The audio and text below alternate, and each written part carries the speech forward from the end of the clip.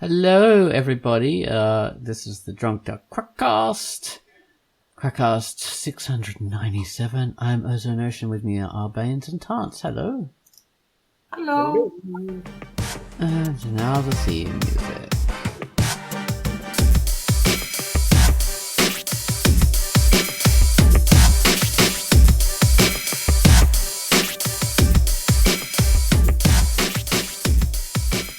That was our theme music. Okay, so now we're going to talk about the featured comic, which was Nosebleed. Now this was a cool little comic. I'm going to tell you about that now. Hello, I'm Ozone Ocean, and my feature for the week was Nosebleed. What would you do if you had psychokinetic powers? They can be a very dangerous thing if used wrongly. 3 nerdy teens living in a very vicious part of town suffer horrible bullying, but they have special abilities their bullies don't know anything about.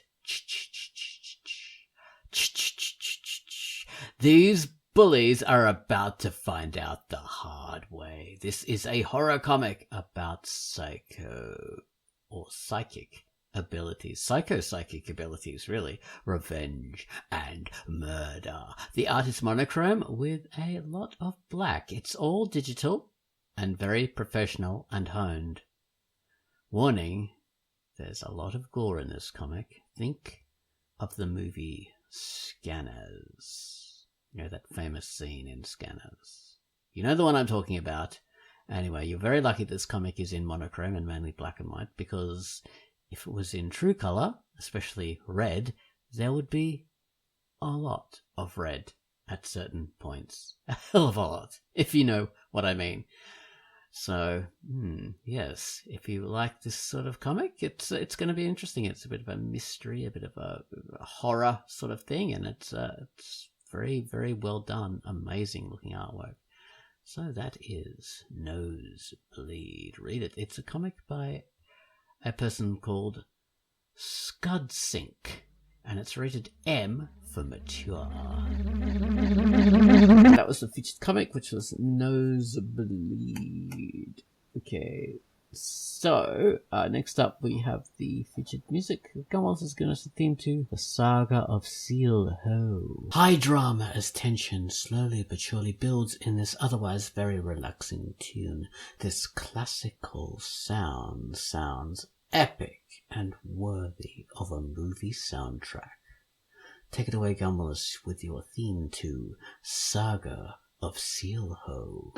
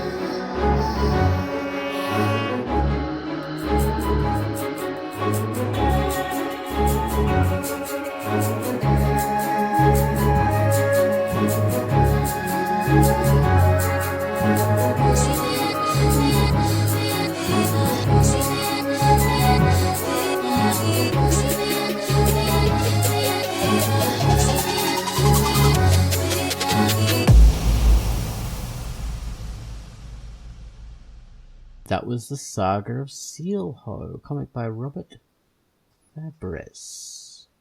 And it's rated M for mature. So, yeah, give that a look. All right, so the anthology, the Drunkduck anthology, that's what we're talking about. One of in a long line of Drunkduck anthologies, because Drunkduck has been doing anthologies since it began in 2000 and I think the site even goes back to maybe 2002. Yeah, it does. Started in 2002, so we're 22 years old now. Yeah, the site. But I think they started the first anthology maybe 2003, 2004, I'm not sure. And there's been quite a few since then, on and off. Not every year, obviously, like there's been years between them. And, yeah, long stretch of years with nothing. Oh, yeah. I And know that, but yeah. they're like published anthologies too, so you could actually buy paper versions of Drunkduck anthologies. Wow.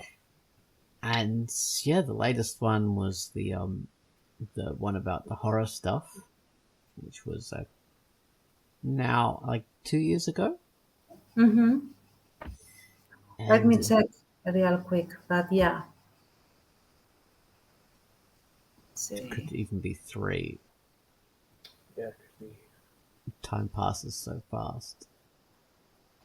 It does. But I'm just waiting for the thing yeah. to load, sorry. Time passes so fast unless we're talking about the internet, and then it goes slow. Yeah. Processing time. Right, yeah. yeah, the last one actually was in 2021, and it was called the Duck Reanimated. So, Oh my god, 23 years ago, or was that 2? I can't be sure. Yeah, so there we are. But it say took 2. Yeah. Yeah. It took a long time to sell it though and get around to getting the money from it and stuff. So it was a long process. Mm-hmm. So currently we're on to the new one, which is A Flock of Dreams. And I always think of the Flock of Seagulls when that title gets brought up. I don't know why. Well, because Flock of is in the name, that's why. That's probably why. Yes. And I ran so far away. Which is not a great song. But, alright, so yeah, Flock of Dreams, which was that, I think people voted on that name. That's how it was. Yeah, we did. We were talking about it in the Duck forums about what the title could be, and someone said like, maybe I even said like a something of dreams, or not a collection, but I had said something like a something of dreams, and I think makes sense. maybe it was Iron Scarf who responded, well, shouldn't it be a flock of dreams? Maybe I wasn't. Okay. I might not have been involved at all. Maybe I was just reading this, but yeah, someone said something of dreams, and someone else said, "Well, how shouldn't it be a flock of dreams?" And that that's one genius. ended up winning. I remember now. It was all me. I came up with that. That's right. Actually, you're right. No, that's a good idea, because like it's a flock of these dreams that come to you there. So interesting. Okay. And bird related. I was thinking like inside. I don't know if we should go into this, but inside there's some essays, very nice. I don't even know who wrote them. If it was Gene Joke or you guys or someone, but there's little introductory write-ups about the idea of dreams and stuff like that. And, referring to the site as Drunkduck all throughout, when the site is technically not called Drunkduck. So I was wondering if that would confuse people at any point. It's not really, I think, going to confuse anyone, because who doesn't call, like it's the DD, it's Drunkduck, it's... Yeah.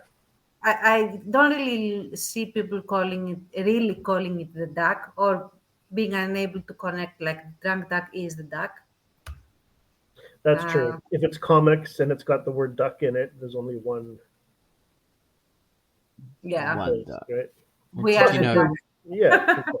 You're right. You know, it's been called the Duck webcomics now longer than it has been called Drunkduck. Wild. Like, It's I mean, it's still drunk. It will always be Drunkduck. We will always be inebriated in some yeah, form. that's Yes. why how we started. That's true. Yeah. Yeah. But just so we had to vote on the title and a vote on the cover. Extensive votes on the cover. Yes, I think it Jason Moon who did the cover. Really? I That thought it was was Yeah, I think voted. Lothar. I think so. that I think that's the one that got the most votes, and Wow. and it was tough because all of them were really good. Yeah. Which is great that Jin Jok has included them all in like splash pages basically within the anthology. Yeah, he's got all the cover submissions in there Mhm. throughout. Yeah, which is nice. Oh, good on him for doing that. Yeah, I really did think it was Lothar for some reason. It just looked like I I could should see- double check. Yeah, I'll double check that. I'll be about a half hour. I'll get back. To you. I don't dare because my computer would freeze up for that. So. Oh no, you guys will be right. You guys will be completely correct that it is Jason Moon. It's just me making my own mistake. I'm honest about that. It's my own. Yeah, I mean that is Jason Moon. It just gave me a bit of a Lothar feel because Oh yeah. when you look at it, he has a similar kind of a feel to that that thing. So yeah, Right. interesting. But okay, a very cleaned up version of Lothar.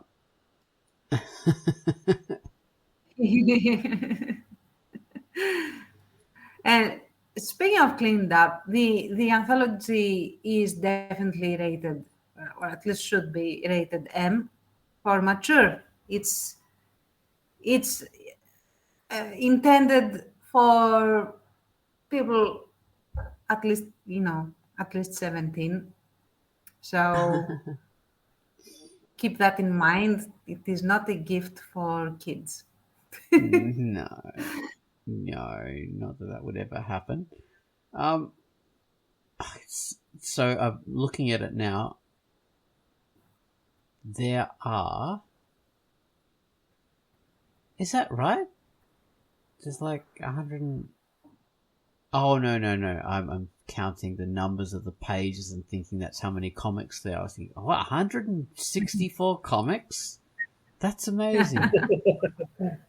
So at least like 20 or 30 comics in there. It's a huge amount. Yeah.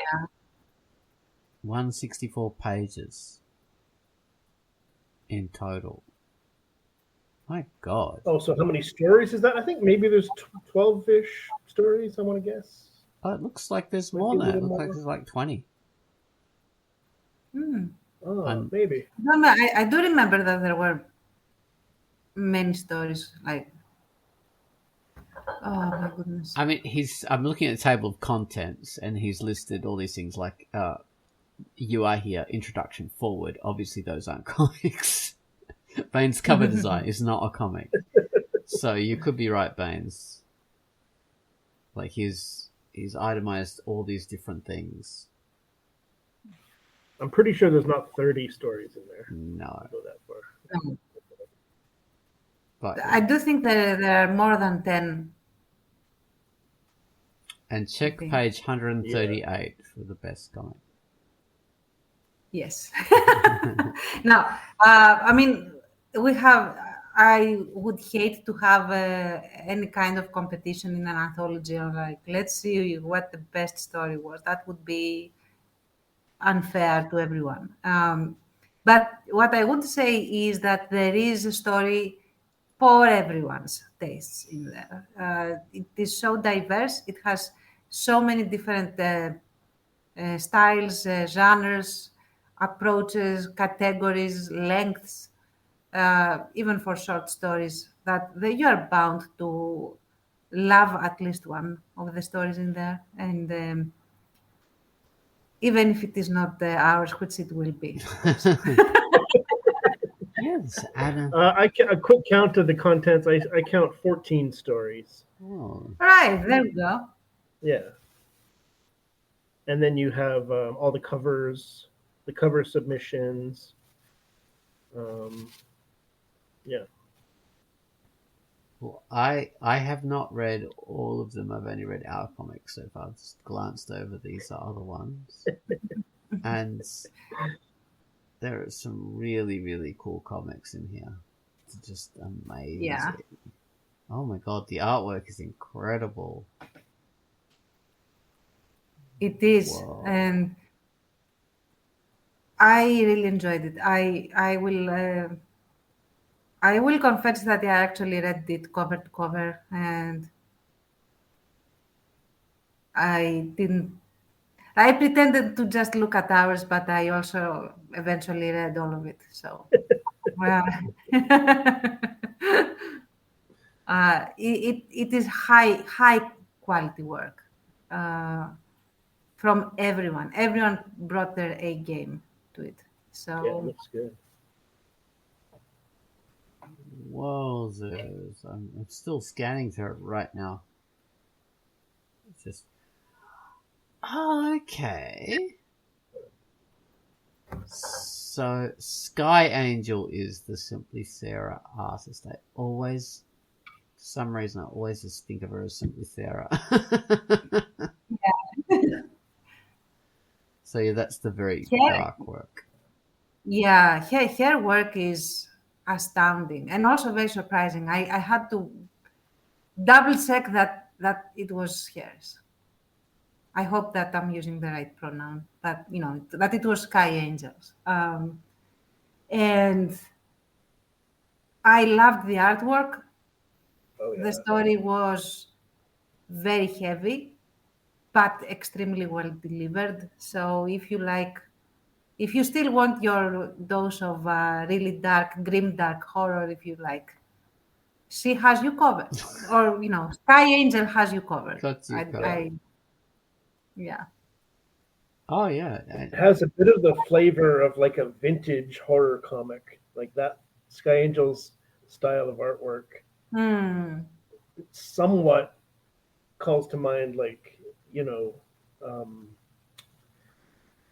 what's the classic? It's not Tales from the Crypt, but like the EC horror comics Yeah. from way back, like 50s, I guess it would be 40s, 50s, or whatever. Oh, 50s, early 60s. Yeah, but pre-Comics Code, and the Comics Code came in, and sort of the horror comics industry collapsed. But it's got kind of that feel. Like, yeah, Sky Angel's an amazing artist, and that's a powerful story. And very, very, very, very. really good. Yeah, it's cool work. And yeah, Gene Joke is the guy. I'm pretty sure Gene Joke is the one who edited all this together, right? He put it all in the form. Yeah. And he's come up with these covers and stuff. It's really cool. Oh yeah, he made covers for my stories. He made covers, taking a panel from the book and turning it into a cover. For ours, like our collaboration as well, he made that cover. Okay, yeah, nobody else made it. Yeah, that's really neat. So I guess he did it for whoever didn't have their own cover. I guess he did it. Yeah, he picked out a panel from Key of Dreams, and it is just the right kind of panel because it's very subtle.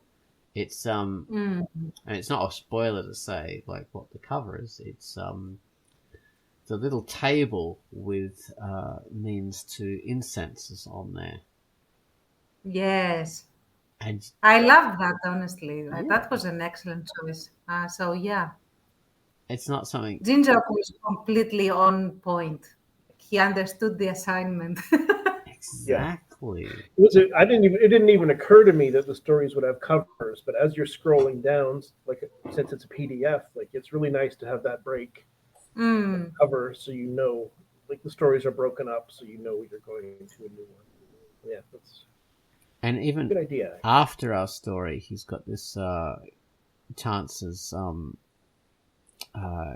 your explanation written in there, A blurb, really. Like but he asked us to write a little summary of how we came up with the story and all that. So he's formatted it so that it's against a darkened version of a page of our comic, so you can just see Thanatos and Orpheus in the background there, and it's really cool.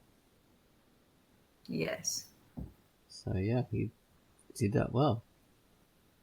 Yeah, it For sure. so much work. Like you can tell that the entire anthology is a work of passion and love from everyone. Nobody just phoned it in.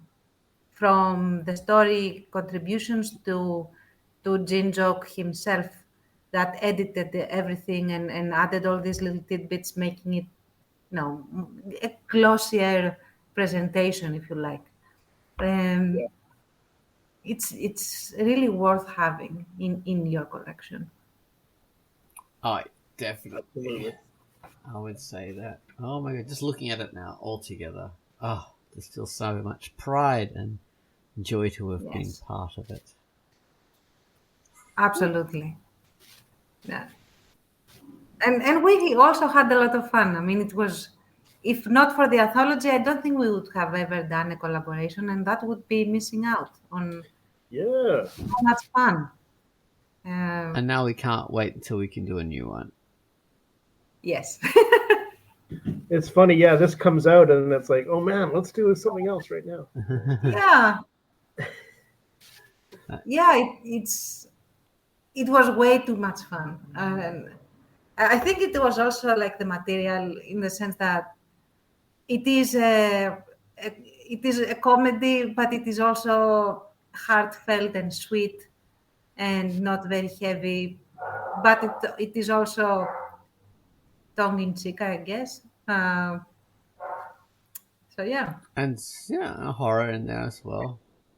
yes, horror where it should be, and then we have horror and comedy together, and I love this combination. So There is. So what for a new cabulation for you? What am I saying? Collaboration is the proper word. mhm. Would we do another one with Morpheus and Mean? Oh, I wouldn't mind. They are so much fun. Like one idea that we mentioned was this idea that Mean's now dead, but she interacts with him as a spirit. But I don't know. Yeah, In I would. in Go Greek on. mythology, we don't really have spirits because people who are dead go to specific places, so you don't just Yeah, float around as a spirit. you, they are sort of like shades that are literally like shadows of themselves unless they are in the Elysian fields, and then they don't really uh, interact with the mortal world. Yeah, you can't really. I would like her to still be mortal, to be honest, because it's so much more fun. I agree, because you can't really come out of what was it, Hades? I think that's where Yes. you can't really go out of there unless you're like I'm remembering from not the Iliad, the other one, the Odyssey. So in the Odyssey, they bring back I don't know who's brought back in that. They're Achilles is the one that they are not. He's not brought back, but he and Patroclus, if I remember right, they talk to Odysseus. Like Odysseus goes downstairs and talks with them. yeah. Well, they make a visit back, but they're going like, why are you disturbing me? Why are you disturbing? I'm not interested in anything anymore. I'm not interested in you or anything. It's just like they've moved on totally. They're completely separate. And yeah, so in the Greek mythology, yeah, like you say, they're in the Elysian Fields, or they're in they're punished or something like that, like poor old Sisyphus or Yeah, something. if they are in Tartarus. if they are in Tartarus, yeah, they are not going. They are going to be busy if they are in Tartarus. Or they get turned into, I don't know, some sort of a demigod, like Yeah, So yeah, it's not or a constellation, or generally they stop interacting with the world. exactly. So you don't have that idea of like, oh, hauntings or any of that stuff, because that's ghosts. Because they just don't work that way. Yeah. So generally, I would like the idea that she's mortal, and we can. And I also have this feeling that it's not necessary that she's young. She just doesn't age because she's a witch, and she's also an underworld witch in the sense that she deals with all the deathly stuff. So I have this notion, and I say this notion because I didn't go that far in her character design for the short. But now that we are brainstorming, it's going to come out. I would have her not necessarily young, which is why she can handle a god that is young. Okay. That's how I would consider. But again, not. She is this timeless mortal in a sense. Intriguing. I was wondering if she might be old in another story, like actually old. But yeah, that's a neat idea. She's kind of. Okay. She might eventually. We might do a sort of her getting old and Morpheus like being horrified, like no, let me make it like you are forever young, and she says like, no. It would be neat, maybe a story about her, whatever age she is, dealing with something else, and Morpheus has a cameo. Yeah. Where he appears, but he's more mature, kind of, where he's sort of, thanks to the first story, he's. Yeah, I don't want to spoil the first story, but what I would like is for them to be sort of a dynamic not duo. a couple. What was that? Dynamic duo. Yeah, in the sense that That'd be great. they can be very like a platonic power couple in a sense. I've got a great idea. They uncover a murder happens in Tartarus, and they've both got to investigate it. What happened. Not a murder in Tartarus, but that could be so much fun if there is this spirit that is that she cannot, like, for example, what does she do as a witch of the underworld beyond doing the rites and worshipping of Thanatos, because she's his priestess. And maybe this one shade, this one spirit will not stay downstairs like totally every time, because in ancient Greece there were certain days where the underworld opens up and the spirits go up and they roam, and there are certain, like, sort of Day of the Dead in Mexico, but in ancient versions, I guess. But maybe there is this one spirit that just keeps roaming and cannot find their way back, and they have to help this spirit. And maybe nice. She is sent to do that, and she solicits the help of Morpheus to actually understand who is responsible for the restlessness of this spirit and stuff like that. Like maybe it's connected to some other god, so we need Morpheus to come and identify which god is connected. Yes. To the It'd be good if they had to work it out. Yeah, they have to work it out, and that's why. And Morpheus might be like, ooh, I don't want to deal with dead stuff. It's like, because he's that type of person. I don't think he will ever shed that completely. Like be like, can we, do some fun stuff for a change? Like, no, do the one. Yeah, so she has a more motherly kind of a take on it. Yeah. He's an eternal teen, wants to have fun. Yeah, like a more mature teen, but yeah, he's the god of dreams. He was never supposed to be like super heavy and mature. So, um, yeah, and she sort of, but she is more affectionate towards him in the sense that having seen that he got the point of the original story. More or less. Oh yeah, they've moved on from that and they've developed since Mm. then. Yeah. Yeah. Oh, I And, love it. mm. I love it.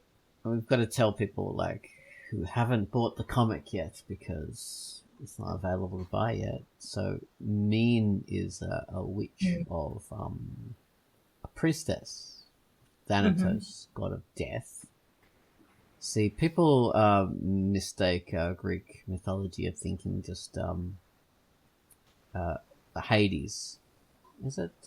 Yeah, is the god of Yes. death and the god of underworld. Hades is not the god of death, No. and that is a common. That's a common misunderstanding. Hades is the god is the king basically of the underworld, but he is not the god of death.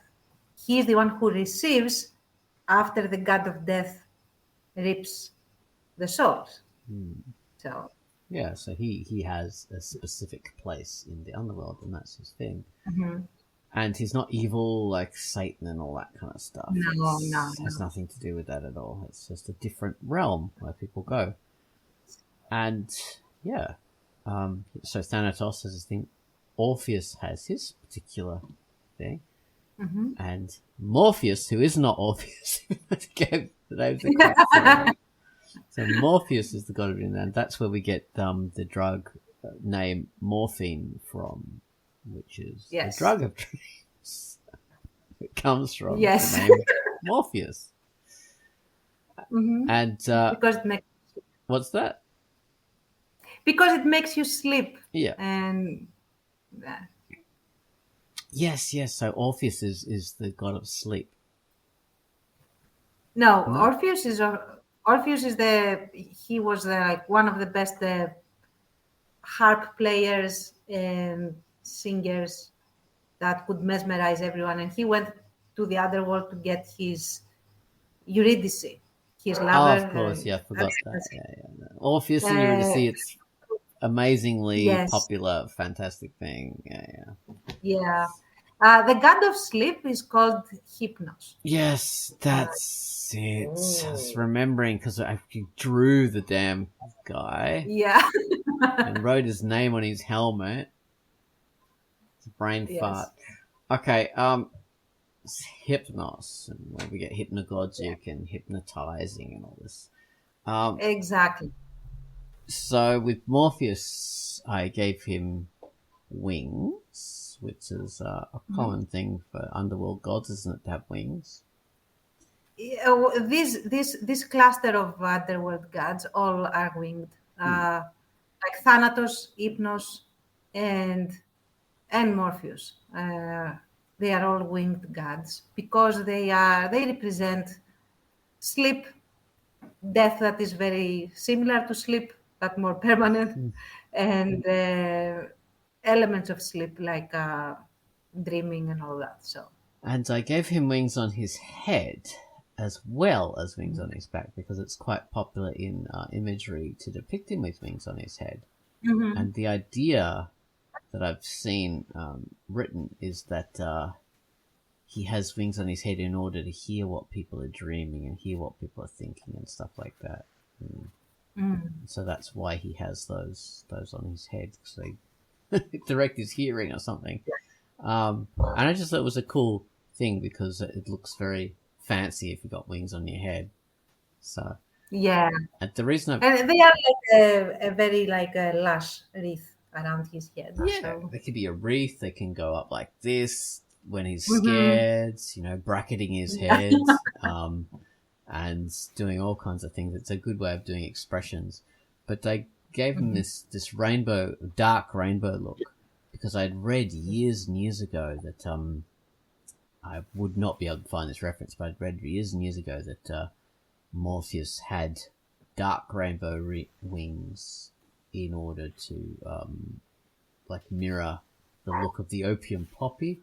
And I've always thought, well, that's not true, because opium poppy is just red or just any old color. Because actually every poppy has opium. There's no such thing as an opium poppy. It's just a poppy with more opium than less. But I had read that years ago, so I thought dark rainbows, because dark rainbows is sort of the idea of like dreaming and unconsciousness, and there's a bit of creativity and stuff like that represented by the colors of the rainbow. So yeah, that's the look of Morpheus. Sorry, not Orpheus. It works. It works absolutely. It was so well because the dark rainbow both represents, as you said, the dreaming element, but also that he is an underworld god. He does not live in the sky. He's connected with these eldritch divine presences, and generally he's supposed to be part of like subliminal gods and divinities, and as such he can be very dangerous if he wants to. So indeed, and we've shown his dangerous side. Yeah, it just was short-lived, very short-lived. And like if we do a further collaboration on this, we could like take elements that we liked in the and then just expand upon them. So we could have more satanic Morpheus if we wanted. Yeah, absolutely. Oh, neat. Yeah. And I do think that it would still need to be some kind of learning moment, not just for Morpheus, for Min as well. I mean, she is not a person that does not take development. So it could be something that we could come up with, like, okay, after they go through this new experience, how changed will they both be, and in what way? So, I mean, it could be that Morpheus teaches her something. That would be amazing, yes, because if it's more on the underworld side, it's more on the the god side, then yes, he's able to teach her something. She can understand what it's like to be a god.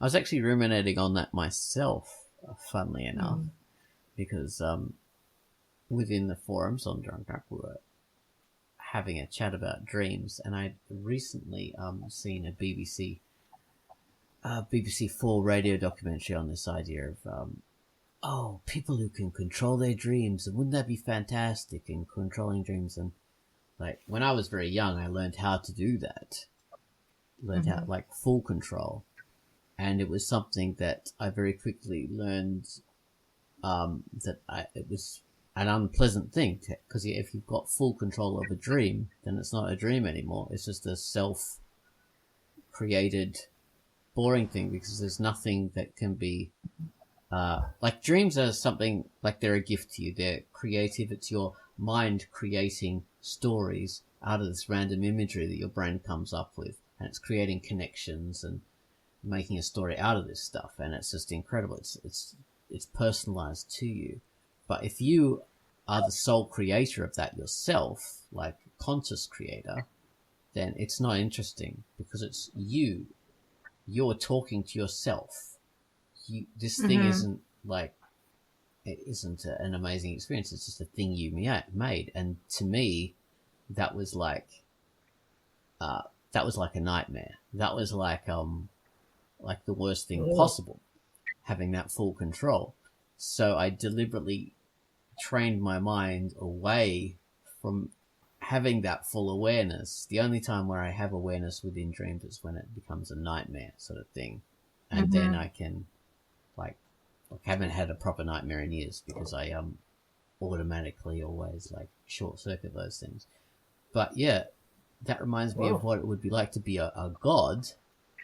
Yeah. And the true horror of being a god is if you have that full control. So everything is, nothing can exist without you controlling it.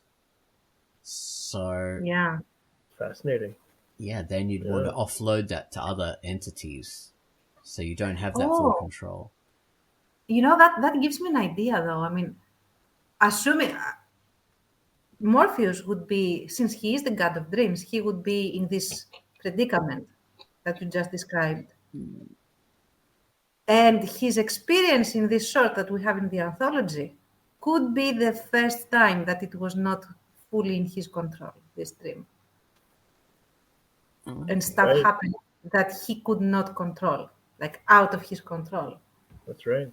And that, in like, of course, it was a novel experience for him, but he could come back to it with a completely different approach this time. Like he could even ask, like, can you do that for me when I am sleeping? Because in the ancient world, gods do sleep and they do dream, but nobody has bothered to consider if Morpheus would actually be able to dream like everyone else in the world.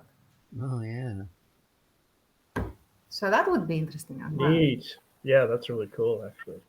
So he wants to dream, maybe? Yeah. To have that? Yeah. Yeah.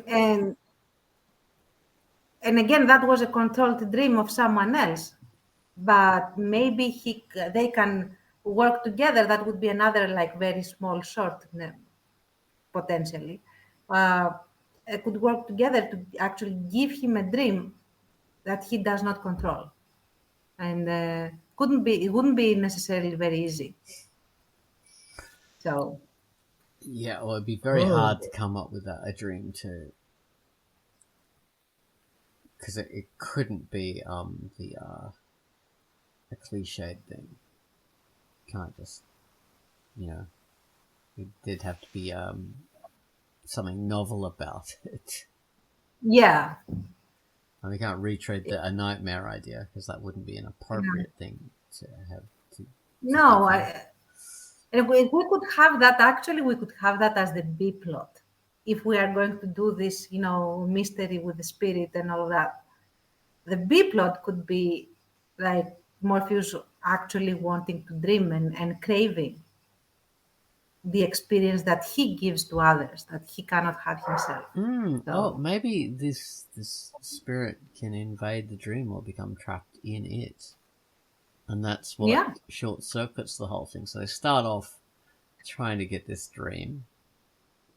And then it could even be like almost a repeat of what happened with the start of the comic. So instead of me lying down in her chamber with the incense, it's Morpheus lying down in her chamber, her lighting the incense and sort of hovering above his head saying, yes, now we will, this is the process, and him falling asleep. And then things starting to work, and then maybe they go back into the nightmare kind of thing. And she might need to actually wake him up or try to wake him up, and then she is also sucked in. Exactly. Him going, Min, what are you doing this to me? And she's saying, I'm not controlling it. It's not me. Yeah. Nice. That way we get back to the horror stuff again. Well, we got a good I mean, we would need. I think, and actually, it could freak both of them out if the nightmare and the problem. Oh my God! You know what? Maybe they cannot. Neither of them can break out of it because it is not a dream, but a memory of the spirit that has ensnared them, and it could require Hypnos or Thanatos to actually intervene to save them, Or, like both of them. or could have them both trying to work it out through process of elimination. First becoming scared because they're trapped and trying to fight, and then working together to intellectually try and work this out and try and communicate with the spirit. Yeah, and considering the design of the two characters, Min is a lot more cerebral, and Morpheus is a lot more emotional. So they would have different reactions of panic if they were both met with the same situation. And one would complete the other in how to handle certain things. Yeah, they complement each other. And that could be the start, that could be like the first chapter, because that is a long form story that we're talking about. You cannot cover all of this in a 15-page short, in my opinion, at least. Or I could try. I mean, could be a challenge. But I don't think it's very easy to do. I like it. I like that it gives us a chance to go back to dreams again. The characters as they are. And we could do it like in episodes. We could have the first shock that they are doing, like have the nightmare that isn't Min's. It's not hers, it's not his. They are both trapped in it and they have to break out of it. And this is the first chapter, like say 10 pages of that. Chapter 1 done. And now they have to understand what the hell happened, because that was not part of the plan at all. And maybe within the story they have this creature that nobody understands what it is, and this creature is basically the start of the mystery. This representation in this dream that they have to chase. We're dealing with Greek mythology, so we got a lot of different creatures we could work with. Oh my god, it could be anything from a manticore to a leprechaun. Leprechaun. Leprechaun. Oh, yes. Get out, you are not part of this mythology. Go away, you bloody Celts. You don't belong here. And that could be very interesting to see how they both react and how they learn from each other and all that. And then they slowly start, and they might only be able to get a grip of what's going on through dreams, at least at first. And then they take it to the mortal world, where they have to understand the rest of the mystery. I mean, would they take it to the mortal world, or could they take it to the ethereal world? Because that's where Morpheus lives and interacts. Well, gods totally walk the mortal world all the time. So Morpheus could totally, disguise himself as a mortal. Oh, I know. I just meant to take it out of Min's comfort zone into some. Oh, yeah. It's a bit. I don't think Min is very comfortable with people. But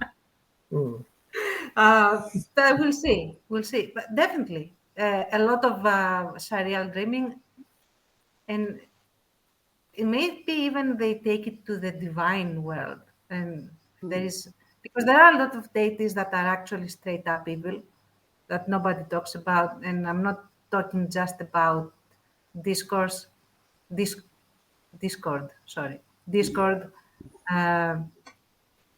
are many other deities that are either very neutral and end up being evil, or actually evil in the mythology. So, wow, I'm surprised they haven't been used a lot in popular. Yeah, they are not. They are obscure because Greeks didn't like to talk about the evil ones. Because if you mention the name, they are summoned. So guess who doesn't get talked about a lot? Right. Yes, people just focus on Hades and Hera, as if Hera. I mean, Hera's not bad. She didn't like various greatness, like Hercules and things like that. But, she was still the goddess of a lot of popular stuff. Alrighty. Well, that's our Quackcast. Buy Flock of Dreams. Yes, buy it. Enjoy the stories there. Run far away and get it. And will they know how to buy it? Will we know by the time this goes live, or? Yeah, it'll be easy. It's all there. Just click the stuff, click the link, and pick that thing up. Yes. Exactly. Do it. All right. Bye-bye, people. Bye.